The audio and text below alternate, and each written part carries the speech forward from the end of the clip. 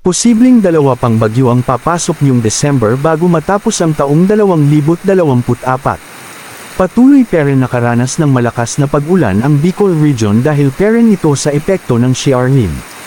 Dahil sa patuloy na pag-ulan simula nung nakaraang weekend hanggang ngayon, ilang bahagi ng bansa binabaha na. Partikular sa bahagi ng Bicol Region, Mimaropa, Eastern Visayas, Davao Region at Caraga Region. Nakakaranas ng malalakas hanggang katamtamang pang-ulan ang malaking bahagi ng ating bansa na nagdudulot ng pagbaha at landslide.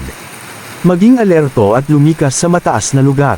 Patuloy naman ang pag-iral ng hanging amihan sa may extreme northern Luzon kung saan apektado ang Batanes, Babuyan Island, Ilocos Norte at Cagayan Valley. Pinapayuhan ang mga mangingisda na huwag pumalaot sa baybayin ng Batanes, Ilocos Norte, Ilocos Sur, Babuyan Island, dahil sobrang delikado sa maliit na saysakayang pangdagat ang maglayag. Makakaranas din ng mga pag-ulan ng Luzon na may malakas na buhos ng ulan sa bandang hapon at gabi. Dahil sa patuloy na pag-ulan sa malaking bahagi ng ating bansa nagtaas na ng flood advisory ang Pag-asa kung saan apektado ang Mindoro, Marinduque, Bicol Region, Eastern Visayas, Davao Region, Bohol, Cebu, Caraga Region at Palawan. Asahan ang matitinding buhos ng ulan sa ating bansa ngayong araw, base yan sa rainfall forecast ng Metro Weather. Umiiral din ang Intertropical Convergence Zone sa silangang bahagi ng Mindanao na nagdadala din ng mga pag-ulan sa Visayas at Mindanao.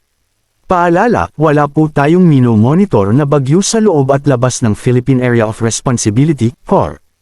Posibleng may mabuong sama ng panahon ngayong weekend sa silangang bahagi ng Mindanao kung saan karaniwang nabubuo ang Tropical Cyclone Threat Potential o LPA. Samantala naitala naman ang pinakamababang temperatura sa Baguio kung naitala ang 16 degrees Celsius. Basco Batanes, Abucay, Tanay, at Quezon City, yan ang mga lugar kung saan naitala ang pinakamababang temperatura sa ating bansa ngayong araw.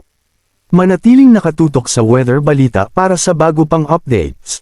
Don't forget to subscribe. Thank you for watching.